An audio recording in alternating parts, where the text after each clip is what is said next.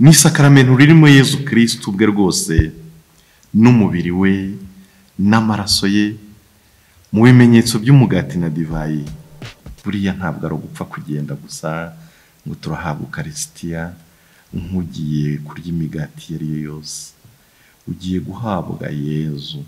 Burya ni nayo mpamvu mujya mubona n'akavungukira gato uko kangana kose, burya turakubaha. Abubaha kandi bakubahisha Ukarisitiya, inzangano za munyangire n'ibindi byose bidatuma umutima wacu uruhuka, mu by'ukuri byagombye kuba bitakiri muri twe. Noneho abibwiye nyina agira ngo Claire yasaze.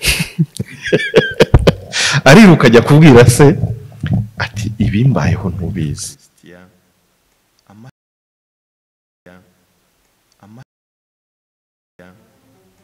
Inshuti bakunzi mudukurikira ku YouTube channel Paruwasi Vincent Paruti Gikondo, banywanyi bacu mwese aho muri, turabasuhuje kandi tubifuriza amahoro y'Imana. Tumaze iminsi turi mu minsi mikuru itwinjiza mu bihe bisanzwe za Kiliziya.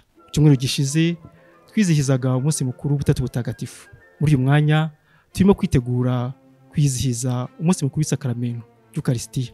Muri ikiganiro twateguriye twifuje kugaruka ku gaciro n'uburemere bw'isakaramentu y'Ukarisitiya. Niyo mpamvu twatumira umutumirwa ugiye kudufasha kongera kuzirikana ku buryo bwihariye ku isakaramentu y'Ukarisitiya, turebera hamwe agaciro rifite, impamvu tugomba kuryubaha ndetse no kuryubahisha. Muri kumwe na Joseph Habumukiza. Muri ikiganiro tukaba rero twasanze umuvyeyi wacu Padiri Eugene Niyonzima, tumusanga ku kazi ke kugira ngo adufashe gusubiza ivyo bibazo twibaza, ivyo bibazo abakristo bibaza. Ni kuki twubaha isakaramentu y'Ukarisitiya? Ni kuki kandi tugomba kuryubahisha? Nyakubahwa Padiri, tubanje kubashimira kuba mwatwemereye kujyana umwanya ikiganiro muri uyu mwanya namwe, kandi tubashimira no kuba mwemeye ko mu mwanya mwari mufite mutwakira. Murakoze cyane Joseph Habumukiza, no ku bwitange bwawe mbanje kugushimira mu buryo bwo guhugura no gufasha abantu kumenya amahame agenga ubukristo bwacu muri Kiliziya Gatolika. Ingingo ukomojeho ni ingingo ikomeye cyane kandi iri no mu mutima wo kwemera kwacu. Kubaha no kubahisha isakaramentu y'Ukarisitiya. Reka manze nsuhuze abatwumva n'abatureba. Ndavuga abo turi kumwe muri iki kiganiro, ababyeyi, inshuti n'abavandimwe, mbese inkoramutima zose za Yezu muzima mu isakaramentu y'Ukarisitiya. Mwese aho muri hose mbifurije umunsi mwiza w'isakaramentu ritagatifu y'Ukarisitiya. Iryo sakaramentu twizihiza kandi mu magambo meza ya Yohani Pawulo wa kabiri, reka mpite mbabwira ko ari impano y'Imana. Ni impano ikomeye, rikaba n'isoko y'izindi mpano tugenerwa n'ijuru. Aya ni amagambo mvuze mu buryo bwanjye, yavuzwe na Mutagatifu Yohani Pawulo wa kabiri. Iyo mpano kandi tukayikenera mu rugendo rwacu rugana ijuru. Nyamara rero buriya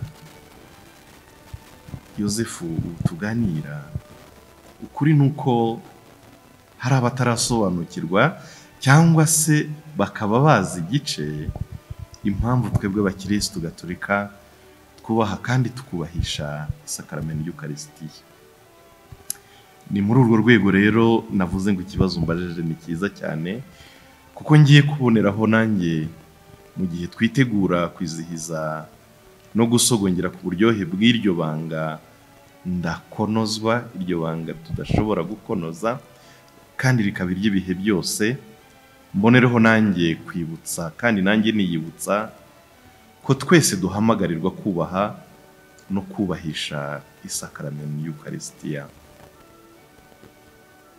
Muri iki kiganiro sinzi niba ndi bubashe wenda kubabwira impamvu zose tukubaha kandi tukubahisha isakaramentu y'Ukarisitiya, ariko nibinananira ndagerageza byibuze mvugemo nk'eshatu z'ingenzi. Nituzirenza ntacyo, ariko byibuze ndumva eshatu byo yaba nk'impamba yadufasha kwitegura umunsi mukuru tuziziseje. N'ubundi mwari muvuze ko ari ibanga ndakonozwa, birumvikana ko ntabwo twavuga ko ikiganiro gishobora gukora ku mpande zose z'iryo banga ry'Ukarisitiya. Muragerageza ugeze aho bibashobokera. Yego, ndageza aho binshobokera, ariko kandi nawe nunamfasha, wese nturi umukirisitu, wowe iryo banga nturizi. Ikintu cya mbere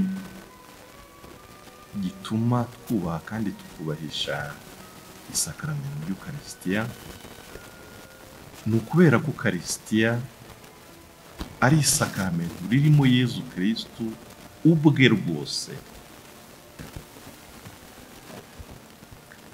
Nibyo twita mu rurimi rw'igifaransa la présence réelle de Jésus. Buriya rero nk'uko Kiliziya ibyemera kandi ikabyigisha, natwe ikadusaba kubyigisha, Ukarisitiya ari nayo abakurambere bacu bise umugati w'abamarayika. No mu gitabo cy'ubuhanga wa 16 babisangamo umurongo wa 20. Abandi bakawita umugati wo mu ijuru, ndetse Mutagatifu Inyasi wa Antiyokiya we Ukarisitiya yitaga umuti w'ubudashanguka. Abandi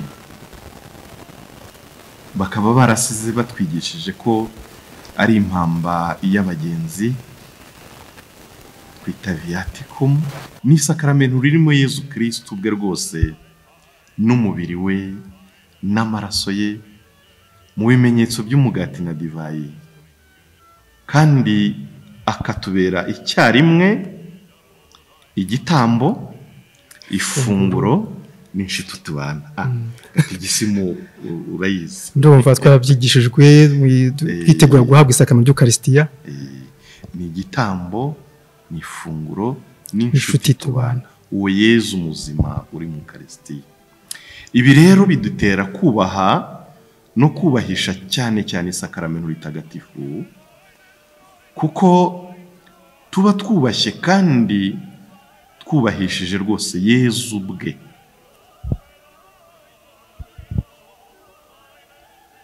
Niba twemera Yezu, twemera n'ibyo yatubwiye.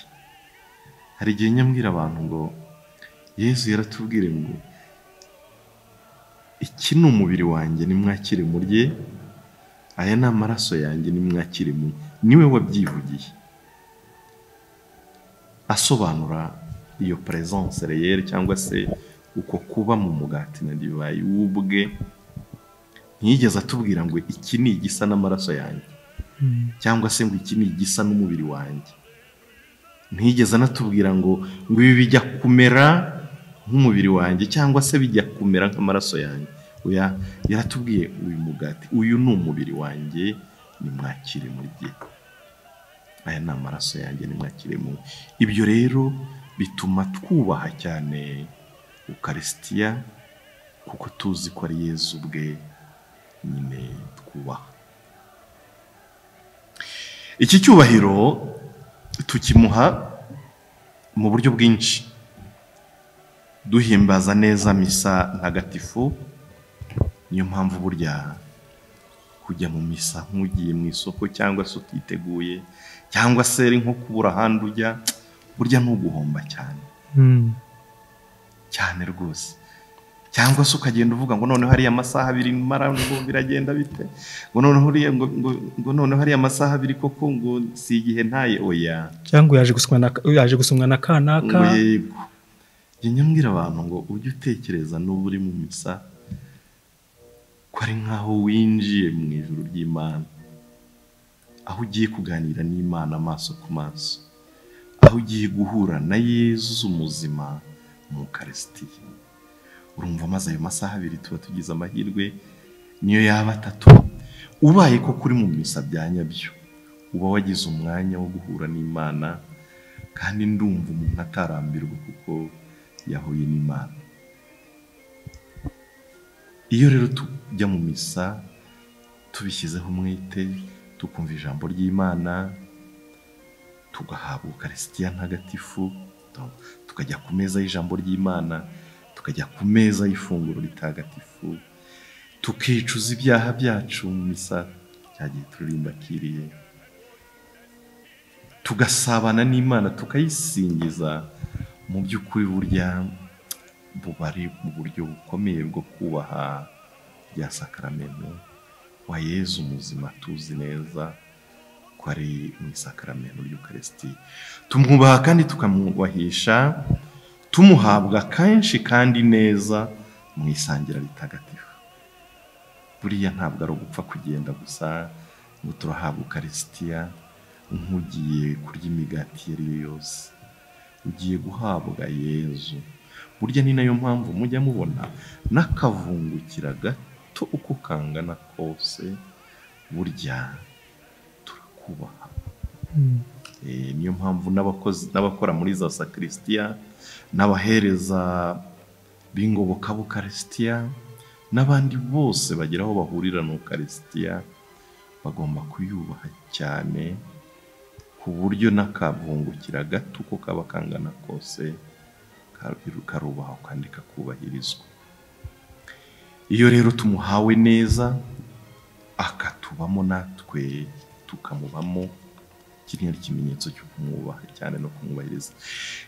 Tumwubaha kandi tumurangamira mu isengesho rikomeye ryiza cyane ryo gushengerera.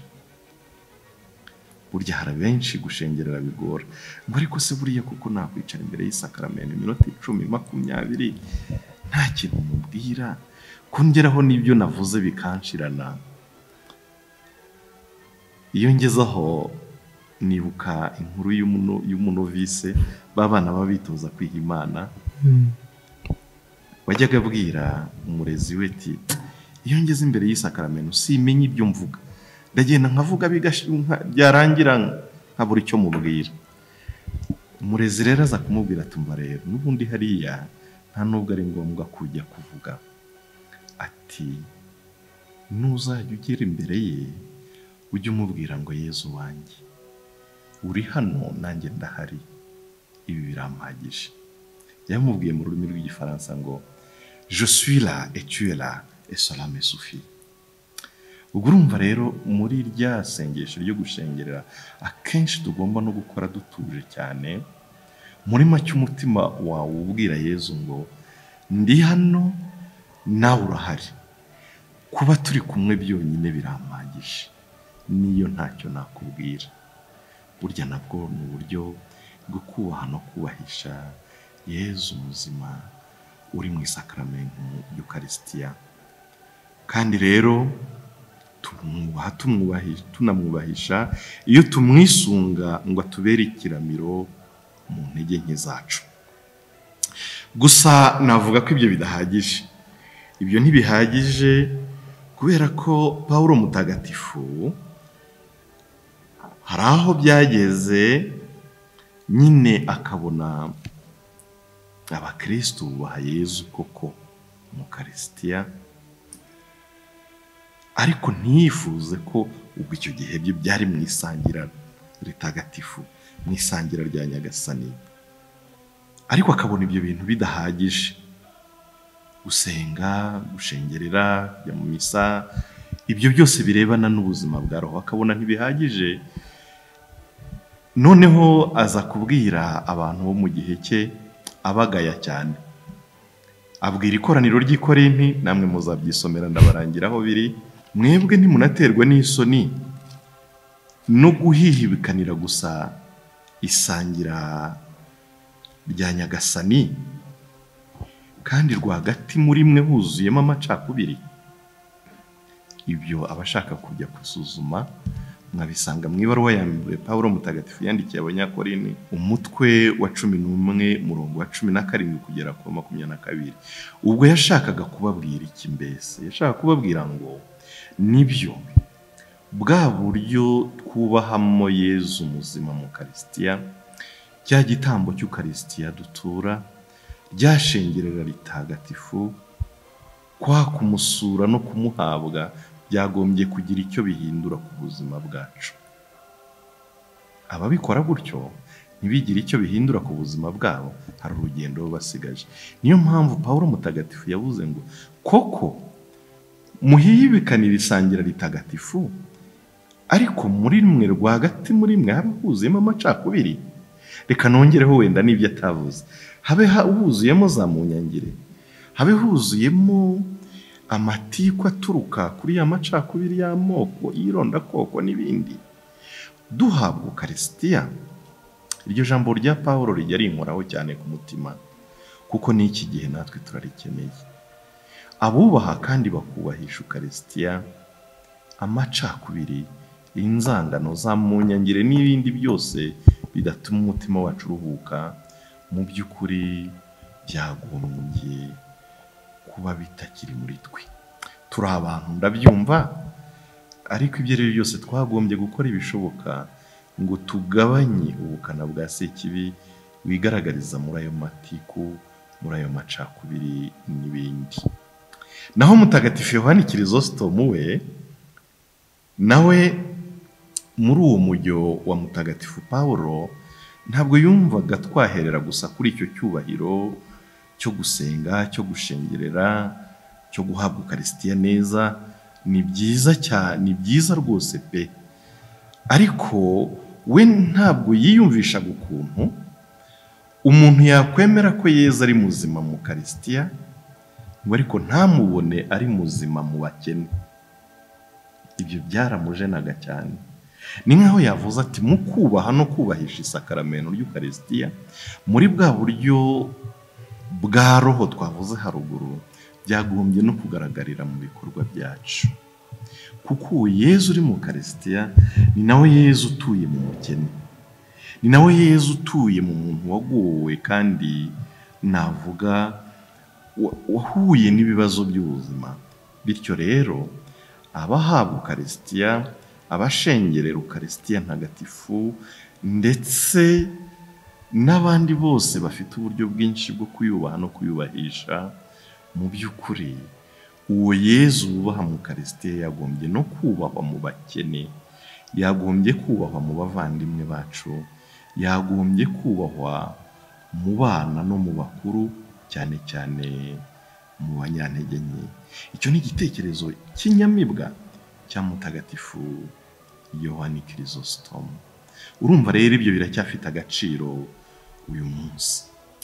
Mutagatifu Kirisositomu yageraga akanongeraho ngo uratesha agaciro ameza ya Nyagasani uhererwaho iryo funguro, ngo niba uhabwa Ukaristiya ariko ntumenye mu buzima bwawe no kubihuza na Yezu utuye mu batereranywe no mu baciye bugufi. Niyo mpamvu rero nagira nti mbwira abatwumva ndetse n'abatureba ahangaha tuganirira, navuga nturetse guhimbaza neza Ukaristiya, uretse kuyihabwa neza kandi witeguye, uretse gushengerera byiza kandi biryoha, uretse kubaho kubaha no kubahisha isakaramentu y'Ukaristiya, donc uretse ibyo byose navuze, kuryubaha no kuryubahisha ni no kwirinda inzangano n'amacakubiri, ni no kwitangira abakene, ni no kugira umutima w'impuhwe n'imbabazi. Kuko uwubaha kandi akubahisha Ukaristiya, umusonga wundi ntujya utuma asinzira. Burya mu Kinyarwanda hari umugani tugira uvuga ngo umusonga wundi ntukubuza gusinzira. Uriya mugani ni umupagani ndakurahiye yuzuye. Umuntu rero wahawe Ukaristiya, umuntu koko wubahisha isakaramentu y'Ukaristiya, ikizamukubwira umusonga wawe ntiwatuma nsinzira. umusonga wanjye ntiwakagombye gutuma usinzira niba koko duhurira ku meza matagatifu. ko tuzatsindwa turi benshi. Urugendo ni rurerure, muhumure, ntabwo tuzagwa tubyuka, ariko bizagera tugerayo. Kuko gutsinda kwacu si kubw'imbaraga zacu, gutsinda kwacu ni kubw'ingabire y'Imana. So nta yindi mpamvu ubundi wambaza kugira ngo ntaza kuvuga birebire kuri iyi ngingo. Sinzi niba wa mugani turi ibikonoze, ariko niba koko impamvu ya mbere tugomba kubaha no kubahisha isakamento y'Ukaristiya ari uko mu Karistiya Yezu arimo ubwe rwose. Sinzi niba mu gaseke mwatugeneye mutagira ngo mutafasha n'abandi bakiribya ngo kumva ko Yezu ari mu Karistiya ubwe rwose, tukabyemera, tukamuhabwa, tukamwubaha, ndetse nk'uko mutagatifu Chrysostome yabivuze, tukamwubaha no baciye bugufi abandi basuzugurwa. Nyuma y'ibyo ngibyo ni yindi mpamvu tugomba kubaha. Yezu wivunika, reka nyiguhe utiriwe uvunika uyinsaba. Impamvu ya kabiri ikomeye tugomba kubaha kandi tukubahisha Ukaristiya ntagatifu nuko buri Ukaristiya ari ikimenyetso cy'urukundo ruhebuje kandi ruzira imbibi. Bigusubiriremo, urukundo ruhebuje kandi ikimenyetso cy'urukundo ruhebuje kandi ruzira imbibi. Reka mbihere ku mwanditsi w'umuhanga wagize ati, burya urukundo aho ruva rukagera rugomba kubahwa. Kandi nanjye ndabyemera pe, urukundo aho ruva rukagera rugomba kubahwa. Mpite mvugira aho ngaho ko niba Ukaristiya ari ikimenyetso cy'urukundo, donc nyine Ukaristiya igomba kubahwa. Urukundo aho ruva rukagera rugomba kubahwa. Burya ukunda, ubwo ni uyu muhanga mvuga ni Lucy Fall, yavuze ngo burya ukunda aba ari umutware, ngo ariko udakunda aba ari umucakara. Ngo niyo mpamvu asuzugurwa nk'abacakara. Ariko buriya yaba hari umuntu udakunda cyangwa wenda akunda bake, simbizi, ariko uwabivuze yabivuze atyo. Ubwo urumva byansaba kujya gushakisha. Ubundi ngewe nahagararira ahangaha ko ukunda aba ari umutware, akari nabo ari impamvu yubaha nk'abatware. Reka kiriya gice cya kabiri tukihorere. Tubihuje rero n'Ukaristiya tuvuga hano, Ukaristiya akaba ari ikimenyetso cy'urukundo rw'Imana mu bantu. Ikwiye kubaha birenze uko twubaha abatware. Sinzi n'ibiyoroje kuyumva, kuko itwereka igitambo cy'urukundo ruhebuje Yesu Kristo yagiriye abantu. Ni nayo mpamvu Yohani mutagatifu mu Ivanjiri mu mutwe wa 15 umurongo wa 13 avuga ngo ntawagira urukundo rurenze urw'uwitangira inshuti ze. Ibi rwose niko kuri. Umuntu ukunda yitangira inshuti ze. Yezu yaradukunze, aratwitangira, adusigira n'ifunguro, adusigira n'urwibutso. Niyo mpamvu urwo rwibutso rwe rugomba kubaho. Ariko si ubundi yoze, reka tureke n'Ukaristiya. Ubundi ifoto ya papa wawe imanitse ahantu, umubyeyi wakureze, cyangwa ya mama wawe umubyeyi wakonyeje, iyo foto iyo urebye nta kikubwira. Inyibutsa byinshi, inyibutsa isano dufitanye, inyibutsa ubuzima ndiho ko aribo babumpaye. Wibaze rero ko Ukaristiya ntabwo ari ifoto. Ntabwo ari iyo foto, ahubwo nyiri foto arimo. Niyo mpamvu nyine ari isakaramentu. Nyiri foto ubwe arimo. Bivuze ko rero rwa rukundo rwe rumwe rwatumye twitangira ruri no muri bya sakaramentu. Mu Ukaristiya rero duhabwa Yezu urukundo. Sinzi niba abantu babyumva. Duhabwa Yezu urukundo. Ni nayo mpamvu navugaga ngo abahabwa Yezu urukundo twagombye no mu migirire yacu kugaragaza urwo rukundo. Bihita byumvikana rero iyo ngeze ahangaha ko niba urukundo rugomba kubahwa, Ukaristiya rukundo ruzima kandi ikaba isoko y'urukundo nayo igomba kubahwa. Kubaha rero no kubahisha Ukaristiya ni ukwigiramo umutima ukunda. burya iyo twigize mu mutima ukunda koko tuba twubashye Ukarisitiya rukundo. Ikizakubwira umutima nk'uyu wubaha kandi ukubahisha Ukarisitiya nuko uzawusangana urukundo ruzira imbibi arizo zose, zibi zitandukanye ijuru n'isi, zibi zibihe n'amateka, zibe za zindi z'isano y'amaraso, zibe iz'amoko yadushenye, zibe iz'amadini yadukunda kandi rimwe na rimwe nayo rimwe na rimwe hari igihe aducamo ibice bitari ngombwa, zibe iz'amashyaka cyangwa ibihugu dukomokamo, zibe iz'ubukire cyangwa ubukene, ndetse n'izindi nyinshi ntarondoye. Uwahawe Yezu urukundo, izo mbibi ntabwo zakagombye kuba zikimubamo cyangwa se zimurangwa. Umutima nk'uyu wubaha kandi ukubahisha Ukarisitiya niwo wari mu gituza cy'umunyasamariya w'impuhwe warenze imbibi z'amadini. Muzagende mu bisome neza muri Luka umutwe wa 10 umurongo wa 29 kugeza ku wa 30. Umunyasamariya w'impuhwe yarenze imbibi z'amadini, arenga iz'amoko n'inkomoko, maze atabara umugenzi wavaga i Yeriko agiye Yerusalemu, akagwa mu gico cy'abajura, bakamwambura, bakamuhondagura, bakamusiga ari intere.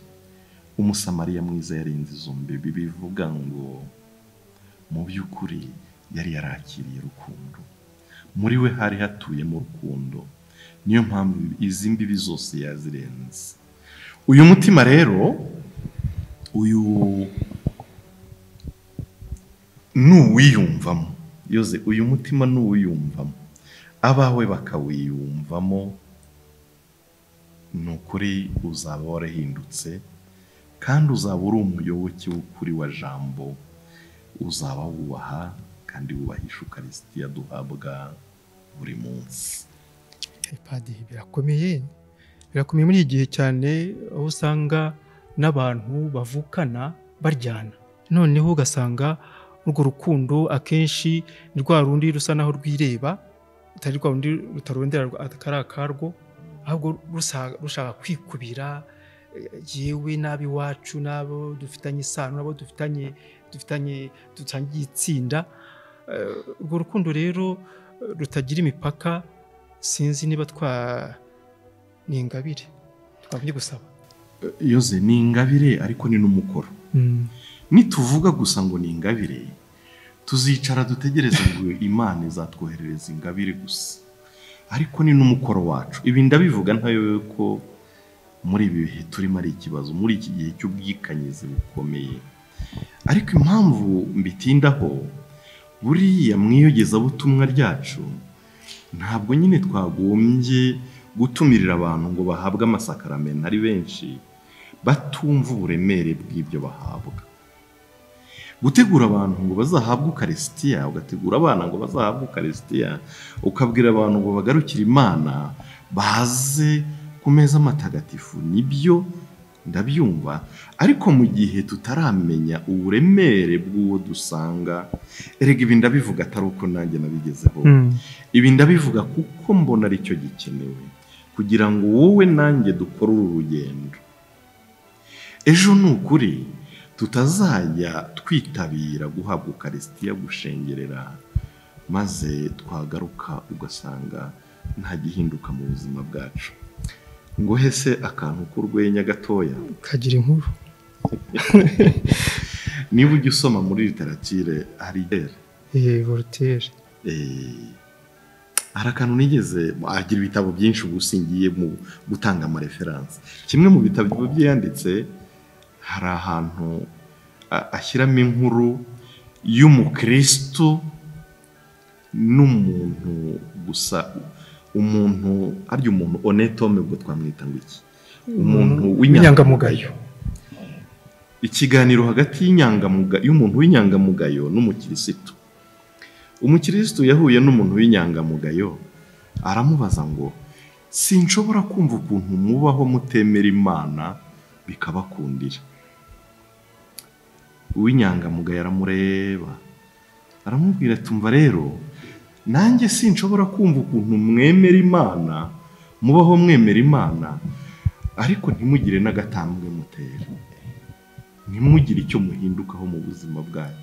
Urumva ukuntu yaramuhamije? Uyu wa kabiri yaramuhamije.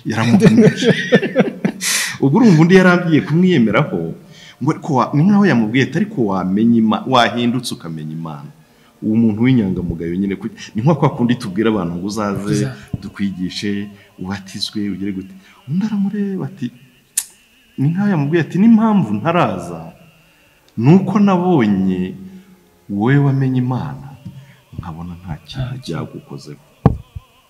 Niyo mfunze parenthèse.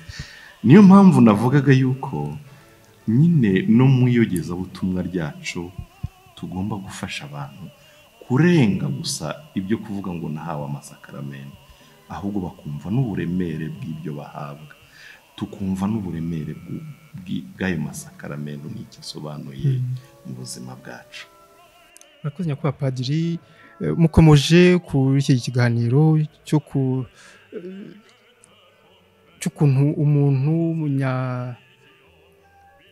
nyangamugayo ariko navugaga ibyo nasomye aha. Yego, ubwo numbaza nzaguha reference. Nsanga binyibukije ko dufite intambwe nyinshi urugendo rugomba gutera, ko iyogezabutumwa rijyana n'uburere haba mu miryango ndetse no mu maririro atandukanye.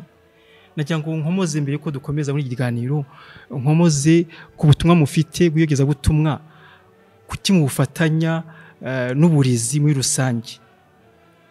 Abambona akenshi muri maparuwasi uburezi gusa se. Ntabwo ari uburezi gusa, ahubwo ni ukuvuga ngo biriya babyita gufasha umuntu kuva aho yarari, kuva mu byo yararimo atera intambwe agana imbere. Ariko umuntu wese ni ukuvuga ni abantu bose tutavanguye, ariko harimo n'umuntu wese.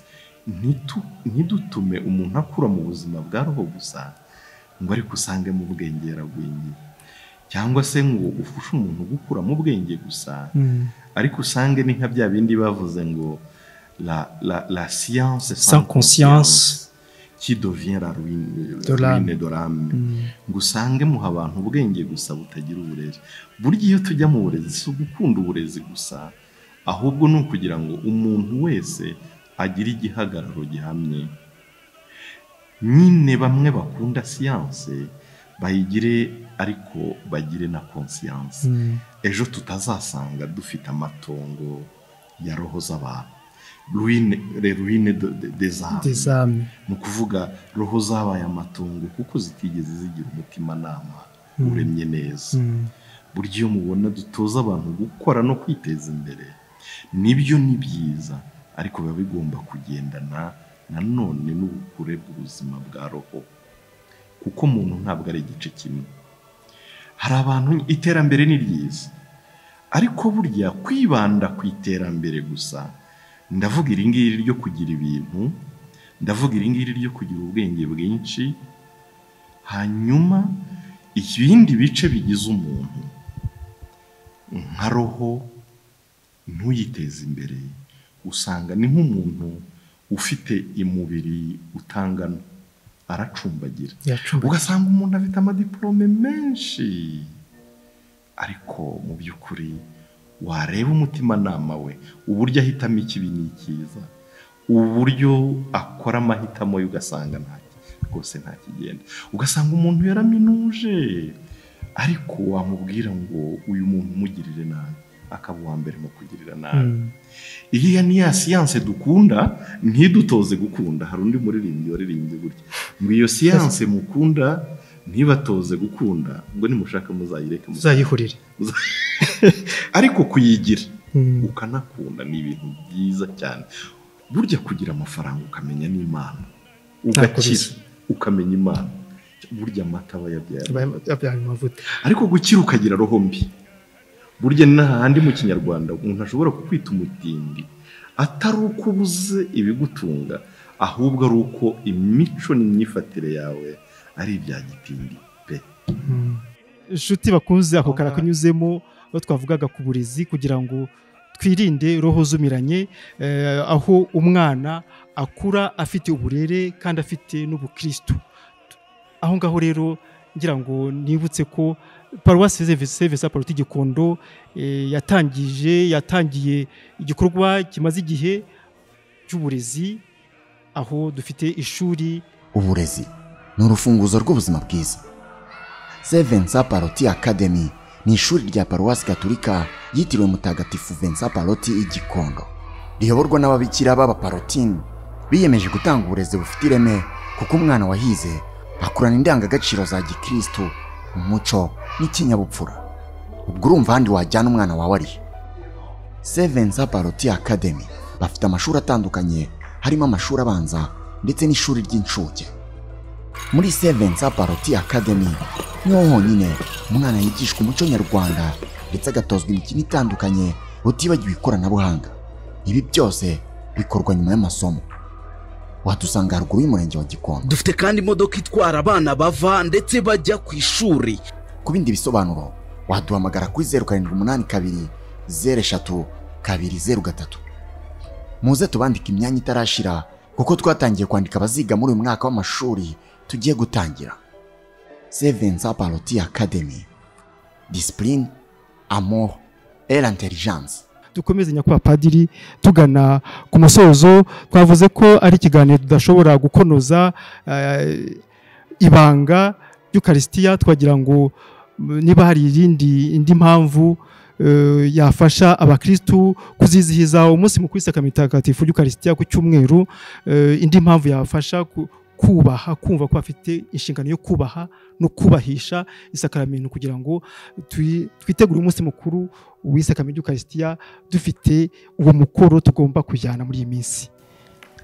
Impamvu ya gatatu naguha nuko Ukaristiya ari isoko y'amahoro, ikaba n'icyomoro cy'ibikomere by'umutima. Iyo ni impamvu ikomeye cyane ituma twubaha Ukaristiya ntagatifu. Isoko y'amahoro, kugira ngo babyumve, isoko y'amahoro ikaba n'icyomoro cy'ibikomere by'umutima. Mu by'ukuri Yezu duhabwa mu Ukaristiya niwe mahoro yacu. Bityo rero Ukaristiya ni isoko y'amahoro, kuko irema mu mutima wacu amahoro aturuka ku Mana. Ni nayo mpamvu uzabona babahimbyi bamwe bajya baduhimbira indirimbo nziza cyane. Hariyo bajya baririmba ngo umuntu wamaze gutagatifuzwa, umuntu wamaze gutagatifuzwa rangwa n'amahoro. Burya uwo Yezu yatashyemo akanamutagatifuza arangwa n'amahoro.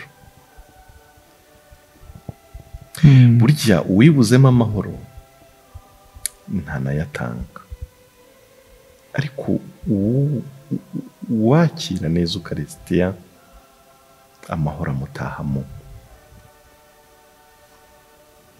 Burya rero ni nayo mpamvu ujya ubona no muri liturujia uzarebe, mbere yo guhabwa Ukaristiya tubanza kwifurizanya amahoro.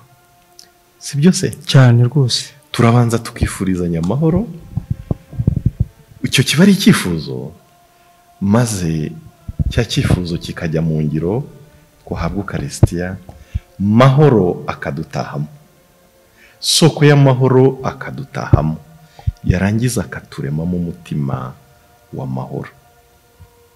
Hari umuvandimwe wanjye waririmbye indirimbo nziza none, Padiri Jean Paul yaririmbye ngo umutima w'amahoro, ngo amahoro y'umutima niwo mutima w'amahoro. Amahoro y'umutima niwo mutima w'amahoro. Bivuze ngo mbere y'uko amahoro atakara ahandi abanza mu mutima wacu. Uwo mutima rero iyo utuwemo na Yezu muzima, ntabwo wabura kugira amahoro kandi uruyatanga. ubwo uraza kumbwira ngo ko harimo abamuhabwa se bakaba nta mahoro niho nashaka kugaruka ariko tugasanga dufite umunabi izika ari bakibihira buriya rero nibyo amahoro tubibwamo kaba ari akabuto tubibwamo imbuto y'amahoro burya rero imbuto iyo ari yo yose Yezu yarabitubwiye hari imbuto zibibwa ku rutare zikuma hari izijya mu rusekabuye yarabitubwiye hari n'izigwa ku mahwa yarabitubwiye burya rero ya mahoro duhabwa hari igihe aza akaza akagwa mu bihuru by'ibikomere z'inkovu z'ibihe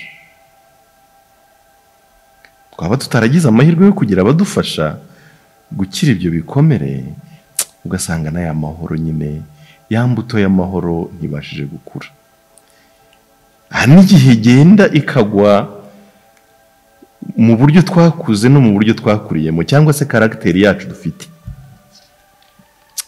rimwe na rimwe iyo karagiteri ntitume cyangwa se imimerere yacu ntitume ya mbuto y'amahoro ikura ariko ntabwo tugomba guhangayika uwabibye imbuto ni nawe uyikuza ni nayo mpamvu rero twitabira kenshi guhabwa ukarisitiya gushengerera na bya bindi byose bya bikorwa n'ababwiye bituma twegera Yezu kurushaho buryo hari n'igihe karagiteri igiraho ikagira ikaba modere cyangwa se igafashwa n'ayo mahoro ya Kristo ukazasanga umuntu wari waravutse ari kiryana kubera ko yamenye Imana kandi bari barananyumva kubera ko yamenye Yezu na ya karagiteri yo kugira umushiha yo kugira uburakari bwinshi igiye igabanuka pe ako kabuto rero k'amahoro kadukuriramo maze buhoro buhoro uko tugenda twegera Yezu tukagenda dusa nawe kuko niwe mahoro ni nawe soko y'amahoro buryo uzarebe na misi irangiye padiri ababwira ngo ikisi ngo nimujyane amahoro ya Kristo bisobanuye ko uwo twahawe ni amahoro uwo twahawe ni isoko y'amahoro nimugende muyabibe aho mugiye kuba mugende mubibe amahoro mu miryango yanyu aho mukorera abo mubo mukorana n'ibindi ariko burya iyo ugiye kuvoma ku isoko iyo utashye ujyanye ijerekani y'amazi ntibivuga ngo iyo jerekani izahora irimo amazi hari igihe hageraho agashiramo bivuga ngo uba ugomba gusubira ku isoko kugira ngo wongere uvome abavomesha akavomesho gato bwo ujyanye akuho cyangwa ujyanye agakombe ugera no mu rugo rimwe na rimwe amazi yashizemo niyo mpamvu hari igihe na mbere y'uko ugera mu rugo hari igihe hari umuntu waba wabujije amahoro cyangwa yakubujije cyane rwose wavomesheje gatoya uko uvomesha gatoya jya usubirayo kenshi ariko nugira amahirwe ukaba ufite ikivomesho kinini ni hahandi uzanasubirayo niyo mpamvu rero guhora imbere ya Yezu guhora tumuhabwa neza ari ikintu cyiza cyane Papa Francisco yakunze kutwigisha yuko Yezu duhabwa kandi dushengerera mu Karisitiya atatubera isoko y'amahoro gusa ahubwo anadukiza ibikomere by'umutima maze byari nk'indurwe muri twe bigahinduka ibyishimo bya Nyagasani Papa Francois buriya nyine yagiraga ibitekerezo bigera ku mutima cyane ngo iyo duhawe Yezu adufasha komora ibikomere by'umutima wacu kandi yoze burya nta muntu utarakomeretse ahubwo turabigendana tutabizi ibikomere gusa se imigera yabyo ikomeye kuko urebye n'abantu bake batatereranywe n'abantu bakeya batagambaniwe muri iyi si wabona n'abantu bakeya batigezwe bagirira injustice harya ubwo ni kugirirwa injustice ni nko kuvuga ngo akarengane n'abantu bakeya batarenganijwe n'abantu bakeya wasanga bataratutswe cyangwa ngo basuzugurwe n'abantu bakeya wasanga batari mu rukundo ibyo byose burya nibyo bikomeretsa umutima wacu cyane cyane. Ukarisitiya rero nk'uko Papa Francois yabitwigishije ngo igenda igiye komora, Yezu muzima mu Ukarisitiya yomora ibyo bikomere byacu, ndetse rimwe na rimwe akaduha no kumva no kumenya no guha igisobanuro cyangwa umurongo ibikomere byacu. Yosefu wo mu gitabo cy'Intangiriro, umushatse mwamusangaho mu gitabo cy'Intangiriro umutwe wa 45 gukomeza. Yosefu yakomerekejwe n'abavandimwe be, baramugurisha, bivuga ngo baramutereranye, uretse no kumutererana baramutaye. Aragenda ajya mu Misiri, abayo atagira ababyeyi kandi abafite. Urumva ko gahinda, baramubeshyera, baranamucisha bugufi.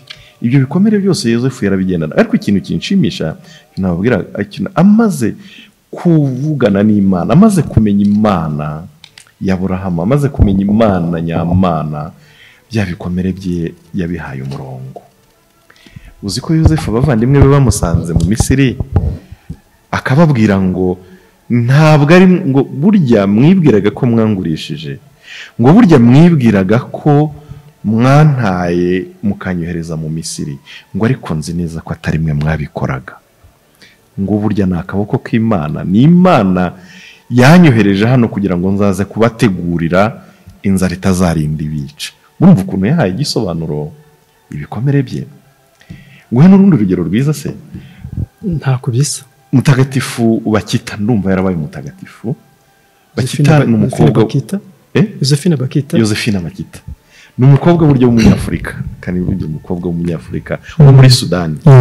Burya yagurishijwe nk'umucakara, aragenda agurwa icyo gihe n'abaguraga abacakara.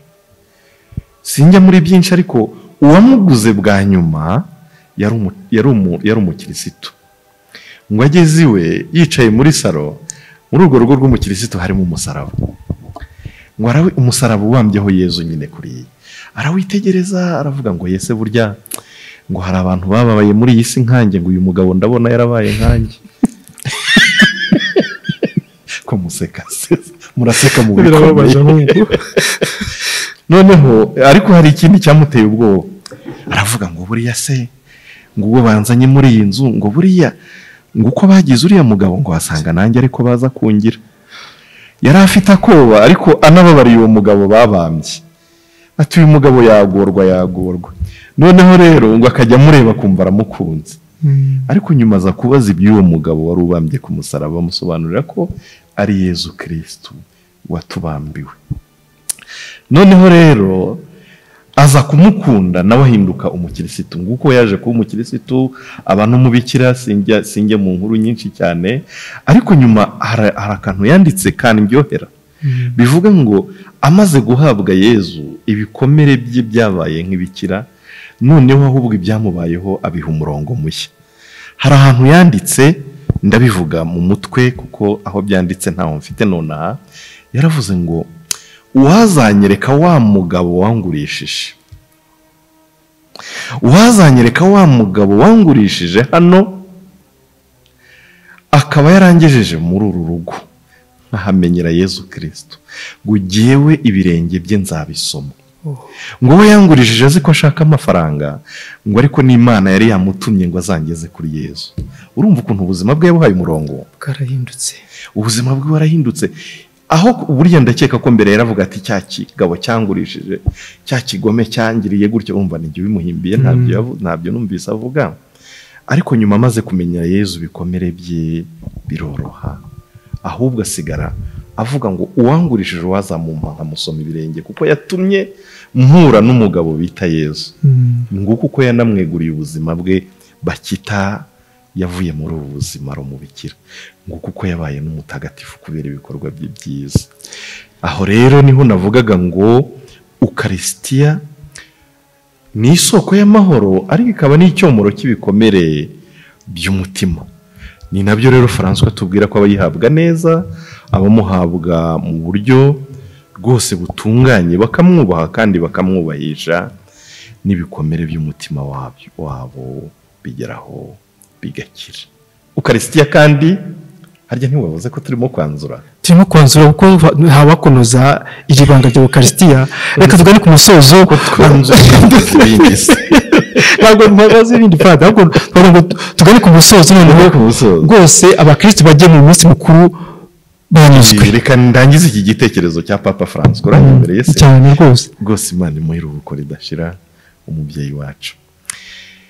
Papa Francisco yaravuze kandi ngo Eucharistia ngo burya twuzuzamo urukundo ntangahumure, mu gifaransa c'est l'amour consolateur. Subwo mbitraduje neza, urukundo ntangahumure, l'amour consolateur.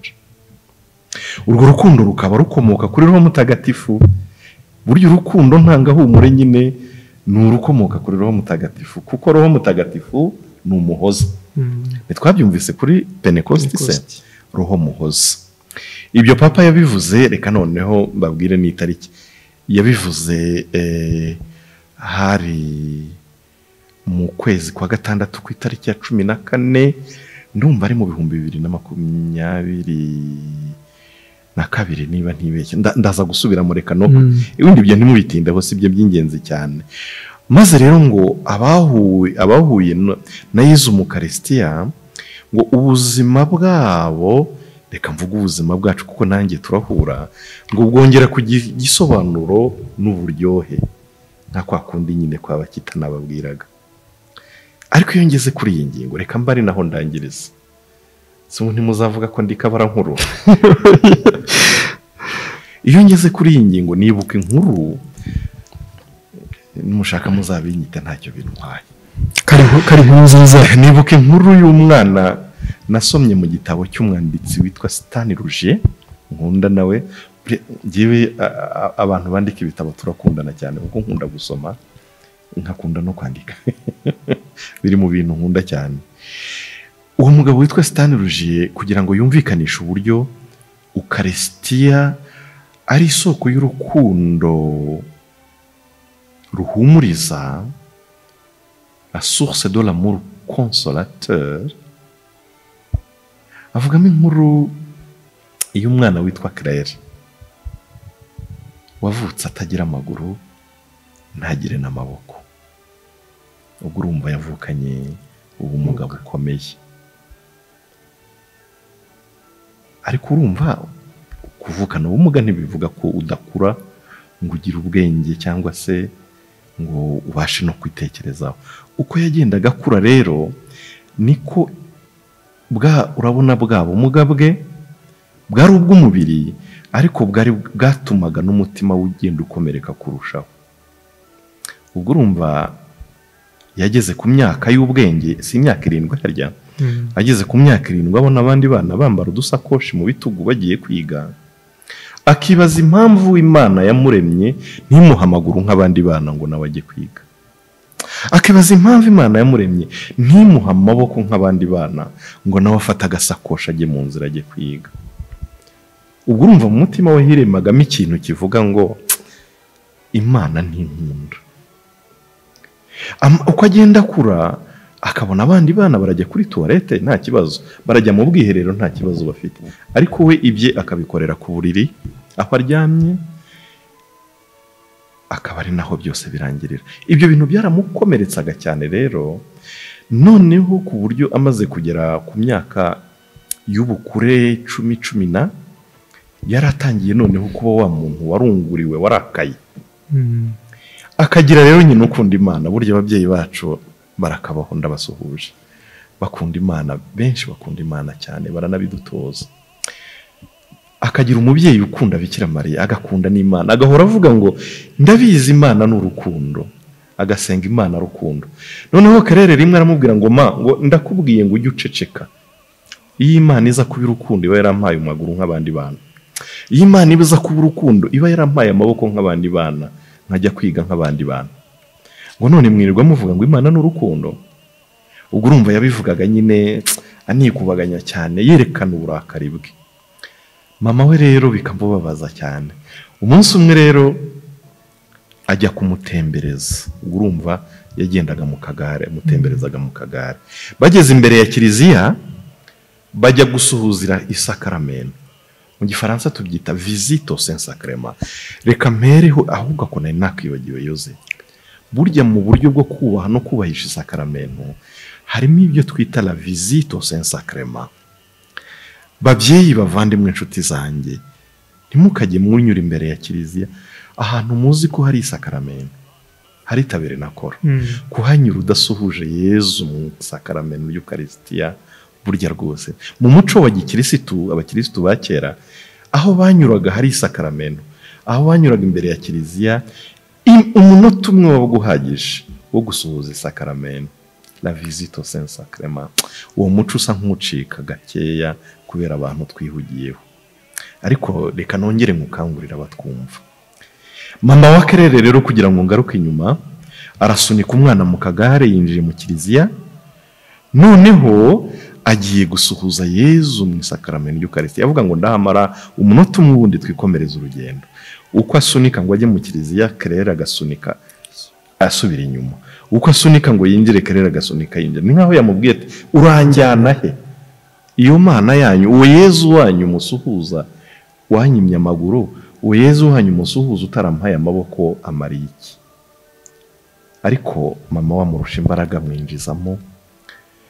Kerere yinjira riraboroga. Imana ni inkunda, Imana. Noneho rero mama we kubera n'agahinda ageze imbere y'isakaramentu arapfukama. Icyo yabwiye Yezu ntukimbaze, kuko ni hagati we na Yezu. Ariko ubuhamya dufite muri iyo nkuru nuko ngo umunota warashize, Kerere aho kurira atangira gutuza. Yandura itangira kugabanuka, ku buryo mama we yarangije visite au saint sacrement, Kerere yatuje. Murumva ukuntu Eucharistia ari isoko y'amahoro? Iyo Yezu yinjiye mu mutima ahabyaza amahoro. Inkuru ko ibaye ndende Yoze, ariko iraryoshye. Reka nyirangize dusoze. Noneho rero ubwo mama wa Kerere yatashye, Kerere yatuje yacecetse, aramujyana amugeza mu rugo. Umwana ntiyarira, amuha ibiryo ararya atuje. Nuko hashize nk'iminsi, Kerere atakirira ngo abwire nyina ngo Imana ntinkunda, nyina aza kumubaza ati ariko Kerere, niki cyakubayeho ko kuva twava gusura Yezu mu isakaramentu y'Eucharistia utarongera kurira cyangwa ngo uboroge? Kerere aramubwira ngo ma, kuva twasura Yezu mu Eucharistia nagarutse namenye uwo ndiwe. Nagezeyo burya impamvu nacecetse, Yezu yarambwiye ngo ngukunda uko uri, ngo kandi uri umwamikazi imbere yanjye. Aho iyo mpageze mba numva amarira agiye anzenga mu maso. Ngo kandi ubwo ngo ni Yezu wabimubwiraga, aramubwira ubwo yabimubwiraga mu mutima we, aramubwira ngo kandi imbere yanjye, nubwo abantu babona kuri umukobwa utagira amaboko n'amaguru, uri umukobwa wamugaye, imbere yanjye uri umwamikazi. Kerere atahana iryo jambo ngo imbere ya Yezu ndi umwamikazi. Noneho abibwiye nyina agira ngo Kerere yasaze. Ariruka ajya kubwira se ati ibimbayeho ntubizi, ngwino wumva aho umwana wacu ageze. Isaje Kerere aramubwira ati dawe, impamvu wumva natuje, Yezu yampaye amahoro y'umutima, kubera ko yarambwiye ngo nkunda uko ndi. Reka nkubwire aho uri wose, mubyeyi, inshuti, muvandimwe, Yezu agukunda uko uri. Na kameramani yabyemeye, nawe Yezu agukunda uko uri. Ubwo rero Kerere atangiye kuvuga ngo Yezu yaramubwiye ngo uri umwamikazi imbere yanjye. Ise nawe ati napfushije rwinshi, noneho umwana wanjye yanasaze koko. Abwira umugore we ati turagowe, umwana wacu aranasaze, yagize kuba yaramugaye, none aranasaza ataye umutwe. Bakagira ngo nuko yataye umutwe rero. Kerere ahamagara nyina ati mawe ngwino nkubwire, ntabwo nataye umutwe, ahubwo ibyo nkubwira ni ukuri. Aramubwira ati none se mawe, wari wabona umuntu mu gitondo babyuka buhagira atari umwamikazi? wumvereza nyuma y'umwana ati mawe wigeze ubona umuntu babyuka buhagira atari umwamikazi? Wigeze ubona umuntu bazanira ibiryo mu gitondo bakamutamika, saa sita bakabizana bakamutamika, nimugoroba bakamushyira mu igare bakamutembereza atari umwamikazi? Ati ubu narisobanukiwe, namenye ko ndi umwamikazi imbere ya Yezu. Ati kandi nuko nabaye. Amahoro amutanga mu mutima. Burya amahoro yageze mu mutima rero asesekara no ku bandi. Nizere ko nituyagira natwe tuzayasangiza abandi, tukitwa ab'amahoro, tukitwa abanyamahoro. Nguko uko rero abantu batangiye gukora urugendo nyobokamana baza iwabo wa Claire, baza kumusura ngo ababwire uburyo ubuzima bwe bwahindutse kubera isakaramento ritagatifu. Nuko Claire ahinduka umusitari, reka mbivuge mu rurimi rw'ubu, ahinduka kimenya bose, kandi abantu baje kumuvomaho amahoro y'umutima. Ba bandi bavugaga ngo barakomeretse, uwazaga yaratereranywe, uwazaga yaratutswe, agasanga hari uwababaye kumurusha, kandi none ubuzima bwe bwarahindutse, naho agataha ubuzima bwe bwahindutse. Nguko uko Yezu atanga amahoro, nguko uko Yezu mu isakaramento y'Eucharistia atanga amahoro. Nimwumve ko ngo atari yagiye guhazwa, na nubwo yari yagiye gusura Yezu Kristo mu isakaramento y'Eucharistia by'akanya gato, la visite au Saint-Sacrement. Biranaryoha bikaba byiza noneho iyo ugiye gushengera ukamarana nawe isaha mukamorana abiri ngaho. Yoze ntumbaze ibindi bizaba ubutaha. Padiri, nta kindi nkubaza no kugushimira gusa. Turabashimira cyane mu izina ry'abadukurikiye mwese, turabashimiye cyane ku buryo mudufashije guhugukirwa n'amahugurwa tubonye mu gihe gito kandi akomeye, adufashije kwinjira mu isakaramento, mu ibanga ryo kwizihiza umunsi mukuru w'isakaramento y'Eucharistia tuzizihiza kuri cyumweru. Ndahamya ko abadukurikiye mwese muvanyemo ubukungu n'inyigisho ikomeye cyane. Ngira ngo mbere gusoza, Padiri, nta kindi kibazo mubasaba, usanga nagira ngo abagezeho ubutumwa bwa nyuma. Ni iki wifurije abakristu mu kwitegura uyu munsi mukuru? Nta kindi mbifuriza. Ejo tuzajye mu misa.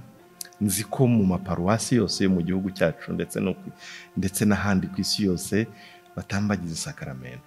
Ejo n'ubutambagira ugenda inyuma ya Yezu mu isakaramento y'Eucharistia, uzavuga uti ndi mperekeje umwami w'abami, mperekeje Yezu muzima, mperekeje Yezu urukundo ruzira imbibi, mperekeje Yezu soko y'amahoro kandi umbibamo amahoro.